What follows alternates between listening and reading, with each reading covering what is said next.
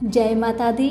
मेरे सभी प्यारे दोस्तों, मैं लक्ष्मी शर्मा बड़ों को चरण स्पर्श, छोटों को प्यार और बराबर वालों को दिल से नमस्कार करती हूँ। आज आप सुनेंगे सोमवार की व्रत कथा।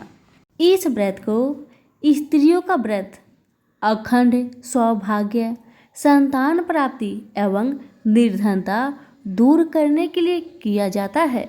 भविष्य पुराण में लिखा है कि पृथ्वी पर जितने भी तीर्थ और व्रत हैं वे सब इस सोमवार व्रत की 16वीं कला को भी नहीं पा सकते।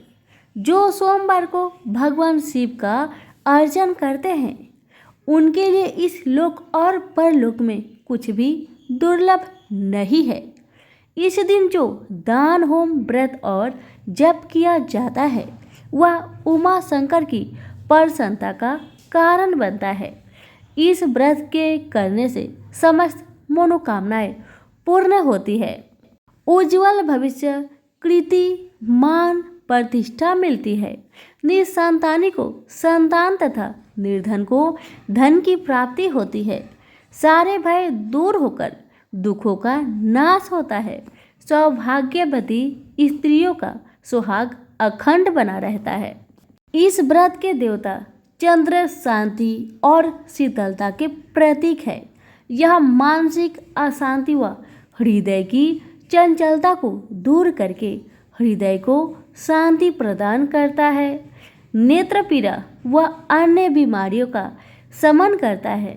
श्रद्धापूर्वक विधि विधान से चंद्र का पूजन करने से समस्त कष्टों से मुक्ति मिलती है। इस दिन कही जाने वाली कथा हमारे बीच फैली छुआछूत की कुरीति को मिटाने की प्रेरणा भी देती है। आइए सुनते हैं कथा। इस व्रत की कथा का उल्लेख स्कंद पुराण में इस प्रकार हुआ है। प्राचीन काल में चित्रवर्मा नाम का एक राजा आर्यावर्त में राज करता था। वह धर्म की मर्यादाओं को रक्षक, सब यज्ञों का याचक, शरणगतों का रक्षक और दुष्टों के लिए साक्षात काल के समान था। इसके अलावा सभी अच्छे कार्य करने और शिव व मुकुंद की भक्ति में उसे विशेष रुचि थी। उसकी कई रानियां थीं, किंतु किसी भी रानी से पुत्र न था। अतः बहुत लंबे समय बाद उसको एक सुंदर कन्या प्राप्त हुई। उसका नाम सीमंतिनी रखा गया। जब उसने उत्सुकता बस ज्योतिषियों से कन्या का भविष्य पूछा तो किसी ने उत्तम तो किसी ने उसे दुर्भाग्यपूर्ण बताया। एक ज्योतिषी ने तो यहाँ तक कह दिया कि कन्या विवाह उपरांत शीघ्र ही विधवा हो जाएगी। इस पर राजा ने यह सोचकर संतोष कर लिया कि भगवान की जो इच्छा होती है वही होता है। जब सीमंतिनी बड़ी हो गई तो उसने अपनी सखी से अपने विधवा हो जाने की भविष्यवाणी जानी। दुखी होकर उसने मुनि याज्ञवल्क्य जी की पत्नी मैत्री से पूछा, हे माँ, मैं भयभीत होकर तेरे चरणों में आई हूँ। मुझे सौभाग्य करने वाला कुछ उपाय बता दे। मुनि की पत्नी ने उसे शिव सहित भवानी की शरण में जाने की सलाह दी और सोमवार के दिन एकाग्र मन से शिव गौरी का पूजन कर उस दिन उपवास करने, स्नान कर स्वच्छ वस्त्र पहनने, पूर्ण श्रद्धा से पूजन करके 1 वर्ष तक इस व्रत को पूर्ण कर उद्यापन करने को कहा। मुनि पत्नी ने कहा कि इससे आई हुई अत्यंत आपत्ति को भी पार करके तुम शिव पूजा के प्रभाव से इस महाभय से पार हो जाओगी। राजपुत्री सीमंतिनी ने उसी प्रकार व्रत को विधि विधान अनुसार करना शुरू कर दिया। अपने गुरु की आज्ञा से राजा चित्रवर्मा ने अपनी पुत्री सीमंतिनी का विवाह बड़े धूमधाम से राजकुमार चंद्रागद के साथ कर दिया। कुछ माह बाद जब राजकुमार यमुना में सैर करने के लिए नाव में बैठकर चला तो नाव के भंवर में फंसने से मल्ला सहित वह डूब गया। सभी तरफ हाहाकार मच गया।